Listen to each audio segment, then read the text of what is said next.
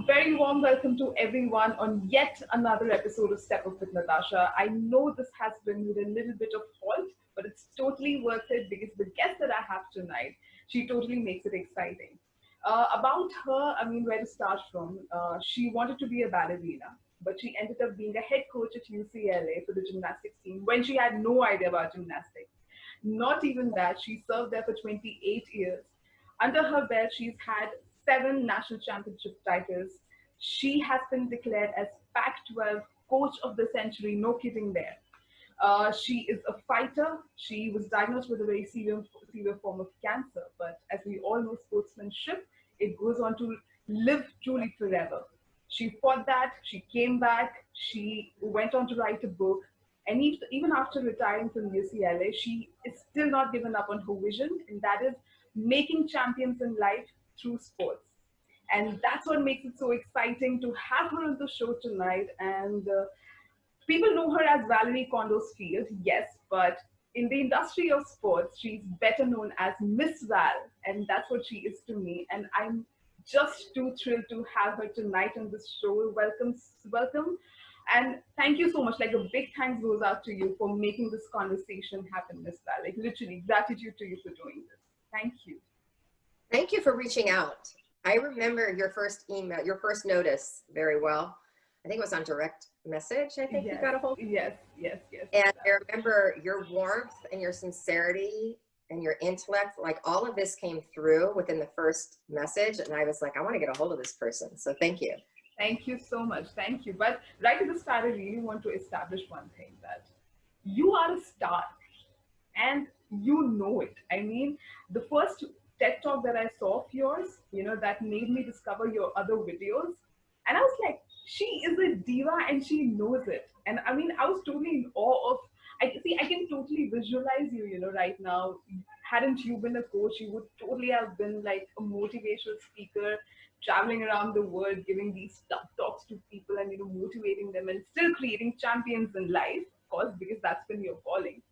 But I really admired the way you actually, hold yourself up, and you had that aura that people, that people would shut up and listen to you. And that's the best part I liked about all your videos. I was like, she knows it. And this makes it even more interesting. Do you think the same? Wow. Do I think I'm a star? No. I'm sure you know it. Let's not be modest here. Well, I don't know. Okay, classify star. Do I think I have a gift of communicating and speaking? Yes. But I think that gift has been honed actually through ballet and through the theater, because the one thing that I learned in being a professional ballet dancer before I became a gymnastics coach was that in order to be calm and confident when you're on stage, you have to be very well prepared. And you even have to be prepared, like, in sport and in business, they talk a lot about plan B, C, plan D, because life doesn't happen in plan A. As much as you plan for plan A, things will go wrong. And so you need to be prepared for things to go wrong. And I always go back to the only standing ovation I ever got on stage. It was a solo, 10 spotlights on me. And I was doing a series of step high kicks on point. And I think about the third high kick, my point shoe came out from under me and I landed flat on my tailbone, which, I think we've all done this before, it hurts. And you feel like your whole body's broken in half. And I remember so clearly, like being on the ground, the entire fingernail went silent. And I remember thinking, now what do I do? I can crawl off stage, I can ask them to lower the curtain, or I can stand up and brush myself off and finish. And I did. And I kind of gave one of these to the audience, and then I picked up the music and I finished dancing. And that human side of the performer on stage, the humility of the performer on stage, is what came through. And honestly, that's the only time I received a standing ovation. And so I believe that is what you see as the star quality, as we talk about, is that when I'm speaking, I'm very confident of what I have to say because I've prepared, but I'm also confident to know that when things go wrong, or I lose my train of thought, or I say a word I didn't mean to say, the best thing to do is become human and own it and laugh at yourself and then pick up and move on. I think what you're trying to say is that, embrace your vulnerability even when you're in that stage, because that suddenly makes you more relatable to the audience. You're not that ideal and perfect example of something. People relate to you, and that's I think that's what makes it very endearing, right? So let's start from the start.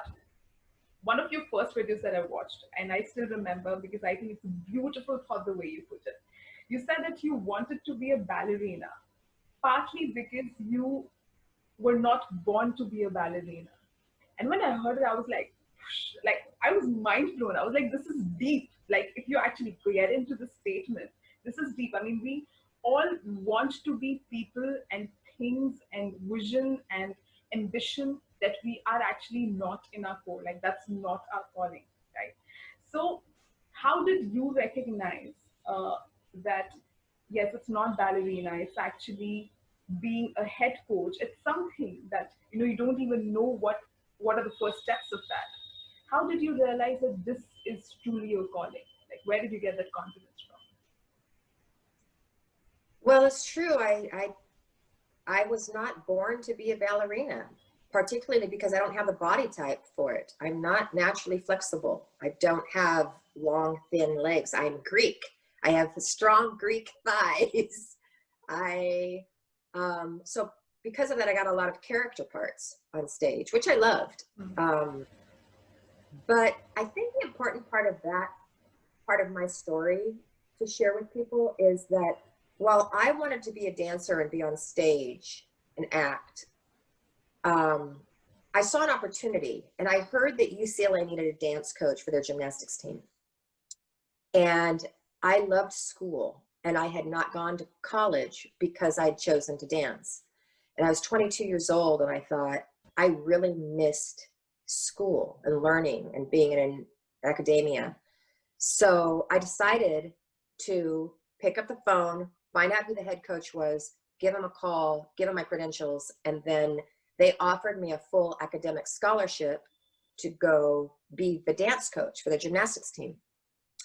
And when I look back, I was at UCLA for 37 years, my first 8 years as an assistant coach and then as the head coach. None of that would have happened had I been too afraid to pick up the phone and make the ask. That's the first thing. And then the second thing is, none of it would have happened if I would have been too afraid to take a leap of faith. And I've always told our student athletes that courage is taking a step forward toward a goal without any guarantee of a result.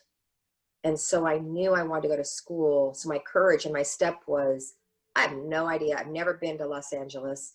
I don't know the first thing about the world of gymnastics or athletics, but I'm given this opportunity. I'm going to take that step without any guarantee of how it's going to turn out. Right. But that's again true sportsmanship, right? I mean, when you are actually playing a sport, sometimes you are actually in a situation where you don't know how it's right there. It's on the stage. It's all live. You can't prepare for the live action happening at that point of time. You just have to maneuver your way around it, right? So I think that sportsmanship spirit is there so much in you that you knew it, that you will take care of it. But that's what I wanted to know, that when you actually joined, I mean, thinking, I'm sitting here and I know that I can handle it, but then being on field and being there and handling it, how different was it, or how vulnerable you were in that period when you thought that yes? Because I remember you also said that you started studying other coaches and you became this tough talking and just to get out that best performance, you suddenly became a coach that you shouldn't be, and you were not. That was not you as a person, and you thought to resign, right? So tell us something about those vulnerable moments where you were tiptoeing between these two. It was like walking in the eggshells.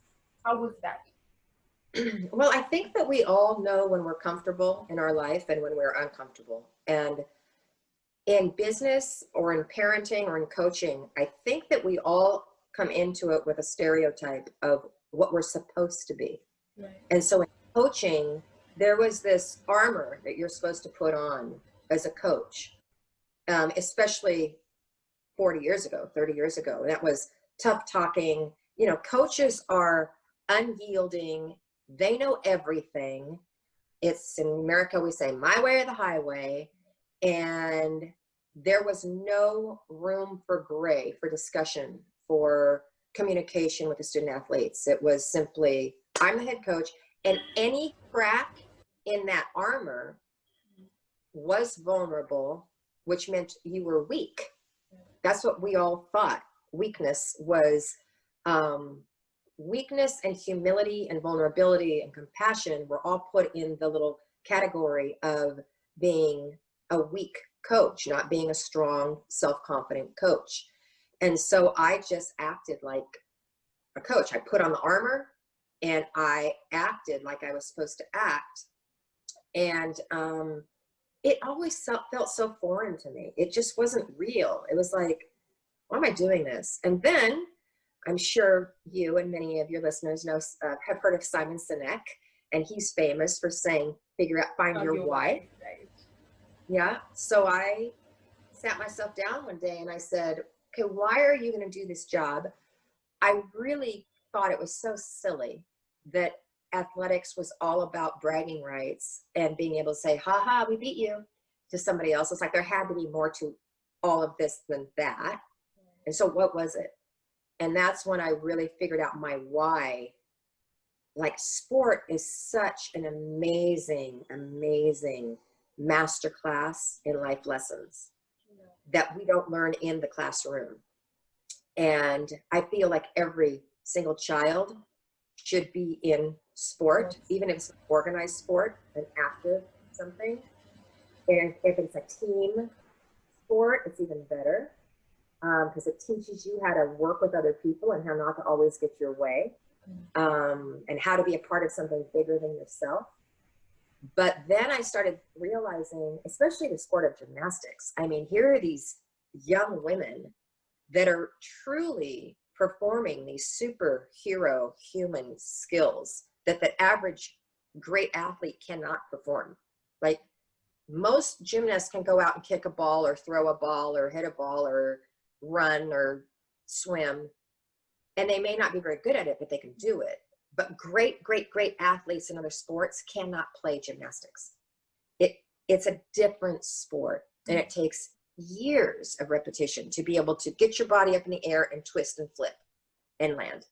And so it clicked with me. It was like, I'm going to develop these women, these young women at UCLA, to become champions in life, to go out and make the world a better place.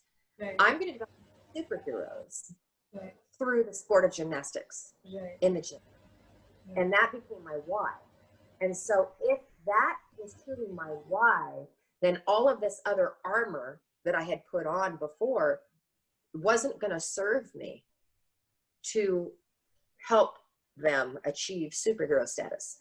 I had to become connected with each of them. I had to tap into what made them special, what was their calling, what made them unique. Right. And in order to do that, that's when you have to have communication. That's when you have to build trust. So does that also mean that that point onwards, you started at least conveying it to them that it's okay to be vulnerable, and once in a while they should be, and let that side out? Because I think that's what connects, and that's what builds trust in anyone. I mean, in between any two people or more than that. I think this is the most simplest and easiest way to actually connect and bond with someone, right? So, Right. so when you say creating champions for life, I mean, I love this philosophy because, like I said, that I'm a life coach, you are a sports coach, and I also work on the same philosophy, creating champions for life. Uh, what is the culture, or what is the mindset that you try or you encourage them to imbibe, so that they are just it's just not sports, then be it any struggle, any difficulty in life, you know that they can handle it and they'll walk through it? what is that one, or is it like a factor of many components that you try to include uh, in their routine? What exactly is it? You know, that's a great question, and I think that you hit on it in asking the question, is that there are multifacets in growing and growth, Right, right, and it's not linear.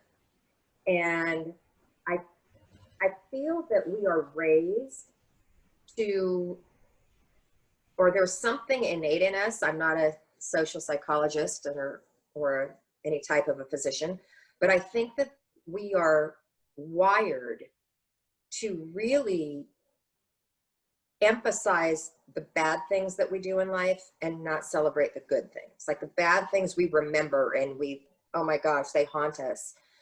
But what I have found and what I've tried to teach our student athletes is that there's never been a perfect human being living. I am a Christian, so I do believe that Jesus was that person. That's my belief. But perfection does not exist.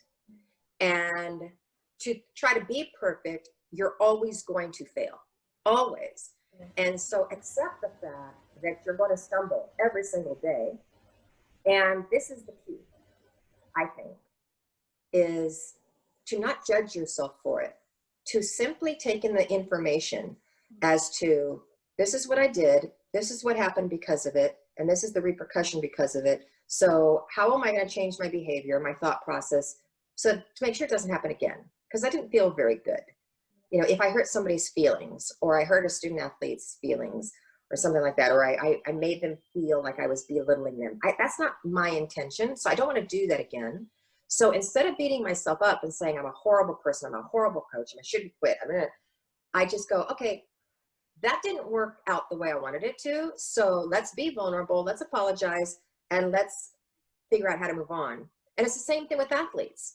You know, if I have a student athlete up on balance beam and she falls, so many times the athlete will get so down on themselves, and you can hear their inner dialogue. I suck. I'm not good at this. God, why me? Why does this always happen to me? You know, why nothing goes right? And instead of assigning a judgment on themselves, the athletes that are able to move on quickly are the ones that don't look at them falling as negative towards themselves. They look at it simply as academic. I fell. What did I do wrong? I didn't push through my legs on my back handspring. Okay, I'm going to do that next time. And so they don't take it personally. And in sport, we talk about the importance of shortening the time between failure and recovery. And so the athletes that don't achieve greatness have never learned. And think about on the football field. If you have a quarterback and he throws an errant ball that goes nowhere near his receiver, if he took this long to get over it and recover, the next play and the next play and the next play would be effective.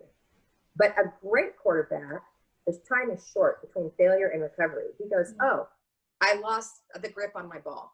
Okay, I got to get better grip next time. Here we go, next play. So shortening that time in life between failure and recovery, I think, is a really important way to live, to not beat yourself up, to give yourself the grace that hear you is actually what I hear when you said that is redefining the whole concept of success or winning, maybe for you. This is when you are talking about all of this is what I can hear. That this is actually redefining the whole theory that almost all of us have been brought up, especially in sports culture. Because in sports it's only about first and first. It's not even about second and third or silver or bronze. It is about that gold medal, right? And what you said is very interesting because somehow, I don't know, I can connect in the way that I feel that people talk about play your strengths, you should play your strengths. I believe that know your flaws, because then it becomes easier for you to play your strengths. Because when I know I suck here, I know that this is how I have to empower my strength to, camouflage this one so that this gets hidden under the rug. And then, and that's how I look flawless despite not being flawless, because I have very smartly with my strength I've actually covered my flaw under the rug, right? That's what I think. What you said between shortening that time, I felt that when you are aware of this fact, this is where I can falter, and this is in my winning, this is my winning point. You can do that once you can shorten that time once you know these two things. Then it's easy. I think it sort of becomes a cakewalk for anyone. That yeah, this happened, I missed it out. Okay, let me do this so that this doesn't happen again. Am I making I totally that. Yeah, and what you said reminded me of when I was watching the US Open and they were talking about Serena. And they were, I think, I apologize because I'm not a tennis aficionado, but I think they were saying that one of the things that she does well is when she comes up to the net, but when she's playing defense and she gets behind herself, she's playing way off the net. It may be the exact opposite of that. I apologize to any people that are tennis buffs out there. But what you're saying is true, is that when you get kind of in a rut, we forget our strengths. We forget what got us there in the first place. And we start playing defense instead of taking a deep breath and hitting that. I always talk about the fact with this big refresh button in ourselves. Hit that refresh button, because on a computer, when you hit the refresh button, all of the junk goes away. So hit the refresh button and play your strengths. Know your strengths. True. But then I was just wondering, I mean, if someone has a coach like you, just imagine a young girl walking up to you, and the first thing that you tell her is that, you know what, there's nothing called perfection. I mean, I'm just thinking that the weight that would be like laid off her chest, that, okay, I think, I can be myself, and now I can strive to be the best that I can be, and not be the perfect version that other people feel or want to be, right? And I think this is a mentality that you have brought in, which is fresh at the same time, and I think which should have been there like forever. But we still, I don't know why we still are going by the same old principles of winning, and winning, right? Well, yeah. And I think that what you said is so true, that and this is what I talk about in my TED Talk, all across the world, in every avenue of life, we have defined winning as first place, making the most money, the corner office, what car you drive. Sure. And what this is why I'm so passionate about this discussion right now, is that the research, especially in the last 10 years, now has shown us that our youth are reporting much more depression, anxiety, stress, and suicide. All of those are skyrocketing. Suicide rates are skyrocketing amongst our youth. And that is not on them. That is on us adults. That's on parents and coaches and clergy and anybody that oversees the development of a younger person. And then if you connect those dots, so then what do we do about it? We have to change our definition of success. Have to. So that a 13-year-old can set their goals every day, in my opinion, to get 1% better. Just get 1% better. Don't try to be perfect. Just 1% is that much. And quite often, 1% better in your day, well, not quite often, 100% of the time, it starts in your mind. And so if you can train your mind, which is the hardest muscle to train, right? Yeah. But if we can imagine the world today or tomorrow, because it's very late there and you're all going to be going to bed, but imagine the world if everybody woke up in the entire world and said, I'm going to be a better version of myself, just 1% better today. Imagine the light that the world would shine from all of us humans being that 1% better version of ourselves just today. And if we can define success like that, imagine what, if you could help a child do that, imagine what they will feel like at the end of the week. and then the end of the month. So that's the world that I want to live in. Right. I think what you said also reflects that, you know, we all live in the copied and pasted ambitions of others, right? I mean, it's so funny that all of us at this point of time, I personally feel, I mean, you know, maybe even a generation before my parents, and I'm talking in terms of India, and I'm sure all around the world at some points in time, you know, they had a reason to fight, they had a cause to stand for. Post that, you know, we, especially our generation, the times that we are living in, we have been given everything, and it's just that we don't know what to do with all of that. And right now we are just trying to find that purpose in those copied and pasted ambitions, because if you ask anyone at this point of time, everyone wants to travel the world. That's in their bucket list. Everyone wants to have this little nice cafe up in the hills somewhere, right? I want to retire with my two dogs and like a nice family. And I'm like, this can't be possible. We all are so unique. We can't be asking and wanting the same thing, right? But the mentality that we have been brought up in, because it's I guess it's the herd mentality that's how we get conditioned. And when and the foundation is laid right at the start, and that's why you said that uh, because we focus on that herd mentality, come first, get first, be there, be at the top, study hard, score higher, get that job, that we don't look at the progress of anyone. We just look at the end result. And that's where I think the whole system gets, you know, it goes for a toss, where we, even if someone is really bad at something, but even if that bad person is progressing like 1% in a day, that's a progress. Even if that person is failing, but if it's failing by better standards, that's a progress, right? We should encourage that. But I think we have so much pressure because we have everything, and I think somewhere even the generation has a point to prove. Because, like I said, I think we are rebels. We are rebels without a cause.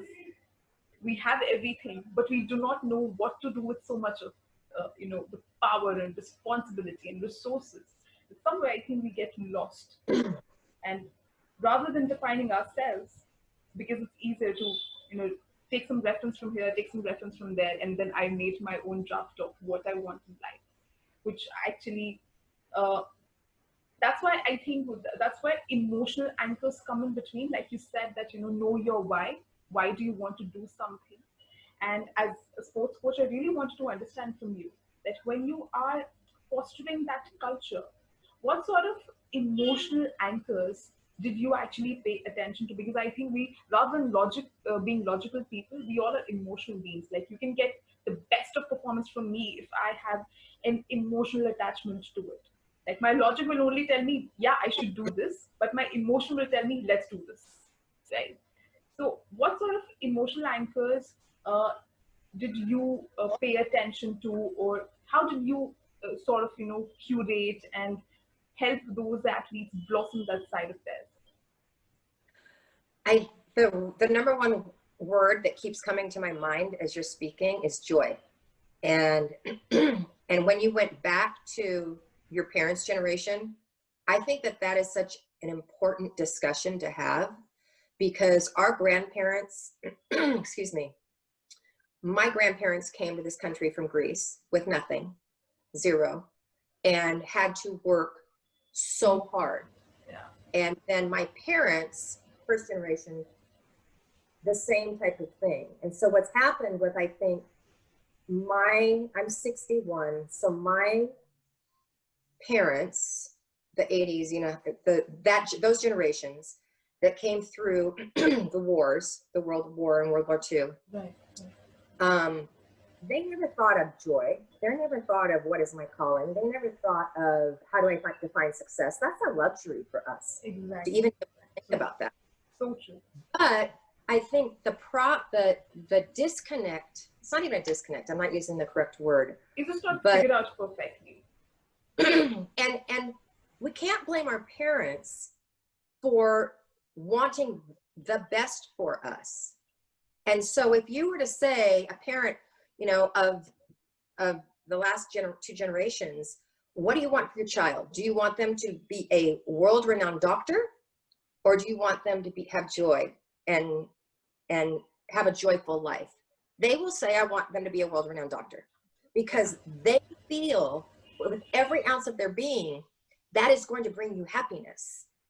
And my generation, and yours younger than me and all that, and we now have the luxury of really being able to say, what brings us joy? What fills us up with joy? And what I feel sad about with this Generation Z, I think they're called, is a lot of what's been shown, the reports that are coming in as to why they're so lonely, is because of the disconnect, because of they're spending so much time on their phone alone. So the studies have shown they're actually partying less, they're having less premarital sex, they're home more, but they're home more alone, isolated, not in community, not in society, not socializing. And I have no idea where I was going with that. Oh, I know. And I feel like what our parents and our grandparents, one of the true gifts they got from that was the joy and the pride that comes from a job well done, that comes from putting your all into work, into your job. I actually had an athlete tell me one time that she felt that job was a 4-letter word. And I was like, oh, no. Job is great. Job is such a privilege to have a job. And when you show up every day and you give your all to that job, regardless of what it is, it fills you up with a sense of pride that nobody can take from you. It's not about how much money you're making from your job. It's about the pride that you get in a job well done. And I wish that there was a way that we could marry what's going on with technology and how many people are spending so much screen time per day with A, getting out and working, and B, being active and still integrating sport in their lives. When you were talking about that, the only thing different was the joy part of it. That for them, I think for them, being alive at that point of time, being safe, being with their family, and having a job, that was the most joyful part for them, right? Like you said, that we are literally living in luxury. And that surprisingly took me back to one of your points in life where you said that when you were beating cancer, and you said that I don't have to go for chemo. I get to go for chemo. It's a luxury that I have right now, right?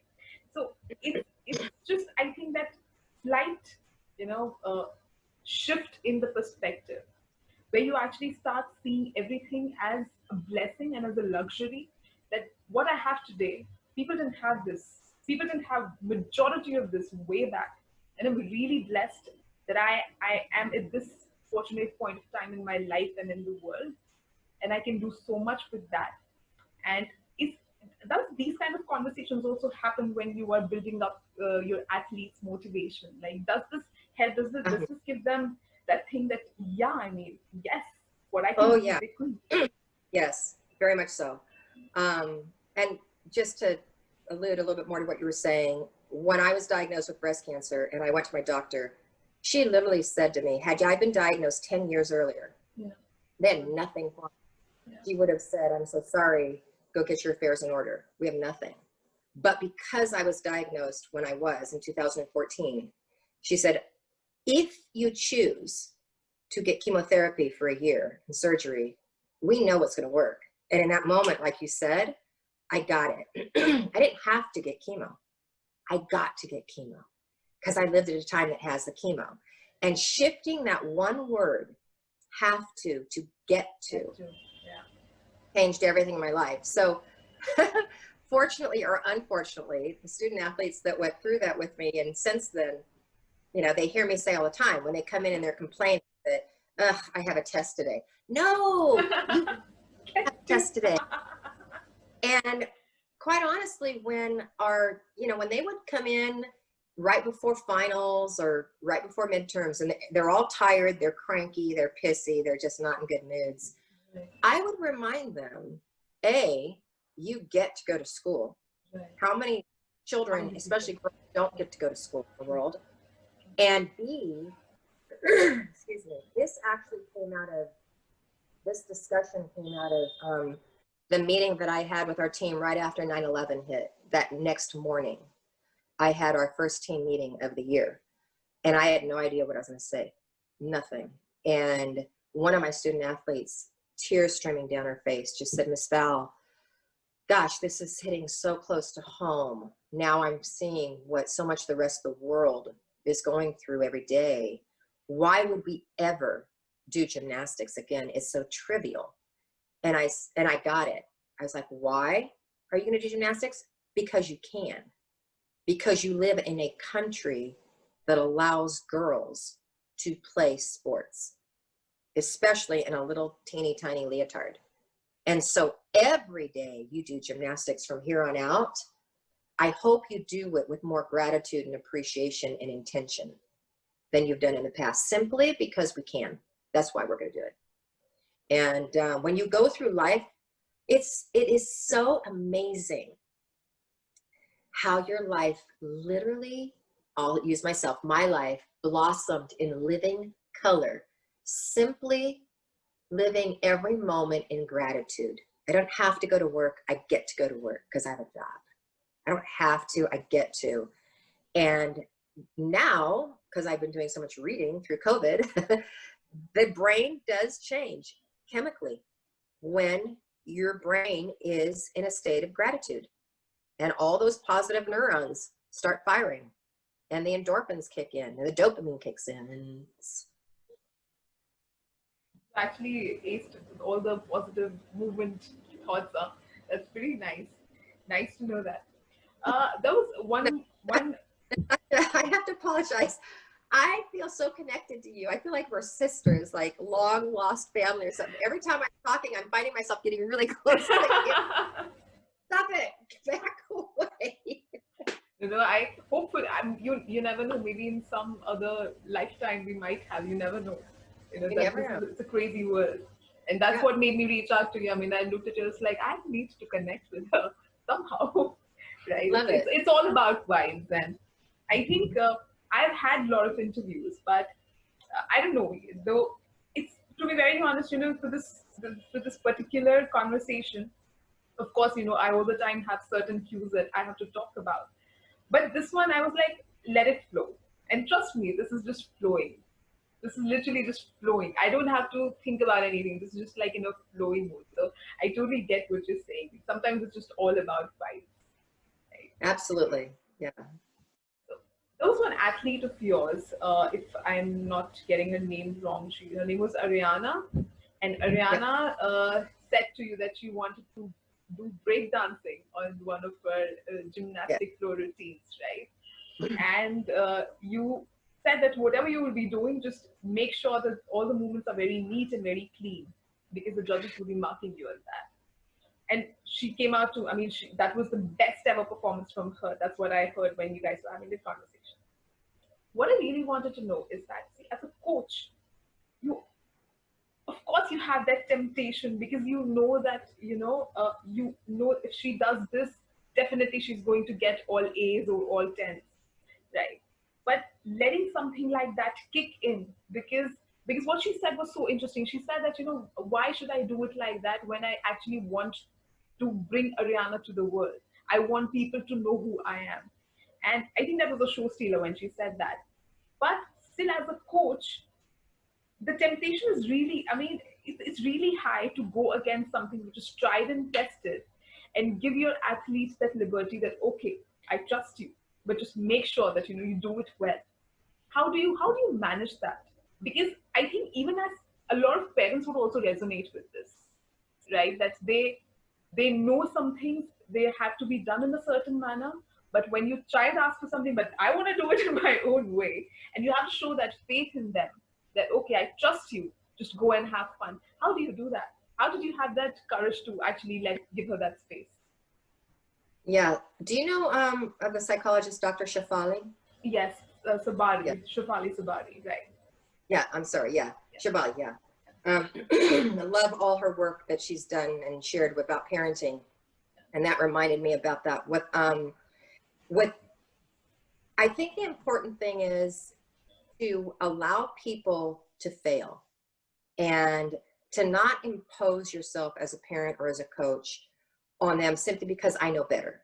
And so as long as they're not going to hurt themselves or they're not going to compromise the entire team, then like with Ariana was a break dancer, hip hop dancer. She wanted to bring that to the world of gymnastics. And I thought that was fabulous because it was like, you could just see how excited she got to be able to bring another look to this very strict regimented sport. And so I explained to her, okay, so if we're going to do something new, we still have to play within the rules. So when your legs are supposed to be straight, they need to be straight. When your feet are supposed to be pointed, they have to be pointed. When they're flexed, they have to be really flexed. And because in street dancing, it's not that precise, but we're going to make it precise. And so she was open for that. And she was the first gymnast that I know of that brought break dancing to a gymnastics routine. And it was so cool because even when we went to compete I remember we went to Florida and it was a big, big rivalry. And she got a standing ovation from everybody in the stands because she did something new. But I think an even better example of this is a gymnast I had from the UK. Her name is Natasha, beautiful gymnast. And she did a balance beam dismount that was extremely difficult. She's the only gymnast in the world to do it. And in order to set it up, she's paused a little too long to concentrate before she did it. Well, the judges had to deduct for the pause. So instead of getting a 10, she would get a 9.9. Or instead of getting a 9.95, she'd get a 9.85. And I kept trying to plead the case that she's doing a dismount that nobody else in the world is doing. Can you give her the benefit of the doubt and give her a little bit more grace in the pause so she doesn't severely hurt herself? And they said, we can't because it's in the rules. You cannot pause. And so we went in the national championships and she made it to the balance beam individual finals. And I told her, I said, Danusha, if you change your dismount to the easier dismount that we had been training, you can be the national champion on beam. If you do choose to do this harder dismount, that is your signature move, your unique signature move, you will probably get the pause deduction and you won't be the balance beam champion. And she said, I don't care. I want to be true to myself and I want to bring something to the sport that's never been done. So I'm going to do the harder dismount. And she did. And I believe, because all the years kind of run together, she did not win the national championship because they had to take the 10th deduction. So we went back to the drawing board and we said, okay, do you want to change your dismount? She said, no. So I said, let's create some arm movement and let's practice focusing. Take that same time to focus, but do an arm movement so you're not just standing still, so that we can mask the time that you're taking to really focus with choreography. So she said, okay. So we go back, she makes the beam finals the next year. The same conversation happens. You can do an easier dismount and be the balance beam champion. She said, nope, I'm going to do my dismount. And she ended up being the balance beam champion that year. Wow. But the cool thing was she wasn't disappointed the year before. She never was disappointed because she was staying true to herself. Like she defined her own success. What was that going to look like? It wasn't standing first place on the podium. It was bringing world of gymnastics that had never been done. Wow. Wow. I mean, yeah. This is actually this should actually be the definition for success. That be true to yourself, right? Just be honest with whosoever you are, you will be successful. That's I think that was a very cool bit. But because it's a team sport, right? And sometimes when you see that, the team name is going down the leaderboard, I'm sure the team gets very tense. So all the participants will be getting tense. At that moment, when you know that, you're back-to-back people going up there and performing and there's tense atmosphere and, the other team who are winning, they are hooting and there's, suddenly all silence creeps in the atmosphere. At that point of time, what do you say to them, or how do you handle that, so that you can, just like lift it off and you like, okay, let's just go and enjoy? Is this what you tell them, or how do they react to it, and how do they get lighter so that they can go out and perform there? Because I remember one of the incident where you actually spoke about it, when the team was going down the leaderboard, and then suddenly, you guys were up there at the top. So Okay. what shift happened? I wish we had the time for me to tell you the story of our Oh, 2000 okay. national championship, Right, right. but I don't. But I believe we're going to be making a movie about it, because that's how spectacular that whole year was, Right. 2008. But what you're talking about was we came into the meet and we just were having an okay day. We weren't having a great day. And we were 4th in the rankings through the entire meet. And halfway through, we were in the locker room. We were on a bye rotation. And I was getting ready to think of what I want to say to the team. And our assistant coach came in, Chris Waller, and he said, I've been out watching all the other teams and nobody is having a great day. Everybody's kind of like having the same day. And he said, if we bring our very, very, very best to these next 2 events, Right. we might be able to pull it off. And he said, can I talk to the team? And I think that's another great lesson or point in this story. A lot of head coaches, a lot of bosses would never allow an assistant to talk to the team in an important moment like that. And our sports psychologist said that was one of the best coaching decisions that I had made that day, was trusting my assistant coach to do this. And he gave a beautifully impassionate, that's not even a word, but it sounds like it should be a word, impassionate speech. And just basically told them, trust your training, bring all the joy that we've had in training and through our season. You guys, when you're at your best, you are totally connected and having fun in the sport of gymnastics. Bring that together as a team. And we went to bars and then we went to beam. And when our last person finished balance beam, okay, A, you got to see the movie that's going to come out in like 3 years. And B, you got to get my book. It's called Life is Short, Don't Wait to Dance. Because there's a whole chapter that goes into detail about this, and it'll bring all of this to life for you. But when our last person dismounted, and if you want to just cheat it and go to YouTube, go pull up Peng Lee, P-E-N-G, Peng Lee, yes, yes. 2018 Gymnastics Championship. And you'll see her beam routine. She's the last person. Then you see her dismount, and our whole team is sobbing, crying, hugging. But we were still 4th. And when I've asked every one of them, I've said, why were you guys so elated? And they said, simply because we could leave our season, we could leave the arena with no regrets. And then you see her score come up, and it was a perfect 10. And fresh tears and fresh hugging. And at that point, it was like they were so happy for Pang because she'd gone through so many years of injury. It was her last routine she would ever compete, and she got a 10. And then you start seeing them start to point to the leaderboard, and you start seeing UCLA go from 4th to 3rd to 2nd to 1st. And it's like, how did that happen? But when I talk about this, especially when I talk about this with children, young gymnasts, I want them to go watch that YouTube clip, because that happiness, that joy, that elation did not come from them knowing they had won, because they didn't know we won. We thought we might finish 3rd or maybe 2nd. Nobody knew that we had an opportunity to win, except for one of our fans who's a math teacher. He was in the stands and he was calculating that there was a slightest possibility. But that's the important part of this, is that joy, that true joy came from a job well done. True that. to that. I would definitely put in that link of that YouTube video that you spoke about in the interview as well, so that people can watch it.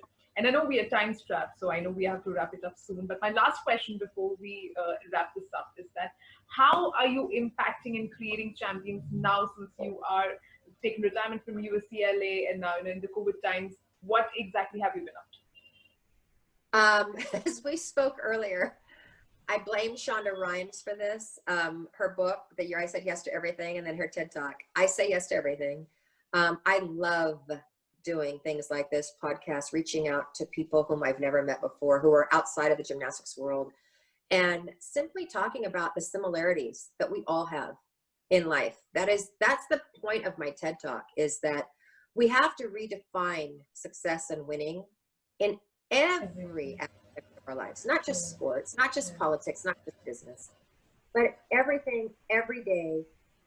Set small goals, because we all have a competitiveness to us. Set small goals every day, and then celebrate the small victories every day. And especially, I hope that for the majority of us that have gone through the last 7 months, I hope we've had the luxury of being able to have the time to really stop and reflect of who we really want to be and what is our calling. And then, and so that we don't just go through this period, but we grow through this period. Beautiful. And once we start to come out of it, we choose who we want to be, versus simply putting all that stuff back on that we had before COVID and doing that again. Because I really feel that if we do tap into what our best selves are, our sense of humanity and compassion for each other has grown during this time. And if we can maintain that, then going through it will be, and it won't be the whole dark side that, remember those months of COVID. It will actually be something good that came out of the dark. So beautifully put, and I think you've done absolute justice to the ending speech note, the way it should be. It was as grand and as beautiful as you are. So thank you so much. Thank you so much, Ms Val. I mean, I really can't thank you enough for this conversation. I mean, I was totally in this whole conversation, each and every second of this whole thing. Each and every fiber was there in this. It was flowing, it was intense, it was insightful. And I can't thank you enough for this. This was one of the best interviews I've had. I mean, thank you so much. This was I'm just ecstatic after this interview. Literally, I mean, it comes from the core. I feel happy because a job is well done. So yes, I feel that joy. Yeah. Thank you. And thank you for sticking with it, because I know that we're wrapping up right now, but remember when I said the reason why I got to UCLA was because of the ask? Yeah, yes, absolutely. You asked me, and then your email got lost in my thread, but you didn't give up. It's like you weren't annoying, but it was like when I reached out and said, "Oh my gosh, I'm so sorry," you came right back. It was like, that's fine. It's no big deal. And I think that is such an important quality for all of us to have right now, is, like I said, giving each other grace and all of that. But I do feel such a connection, and I hope that we can meet in the future and definitely do more of these together. Yes, absolutely. I look forward to it. If you ever come to India, if I ever come there, definitely I look forward to it. Thank you. Thank you so much. Thank you. Take care and just keep creating more champions in life. Thank you. You as well. Okay. Bye-bye. Bye-bye.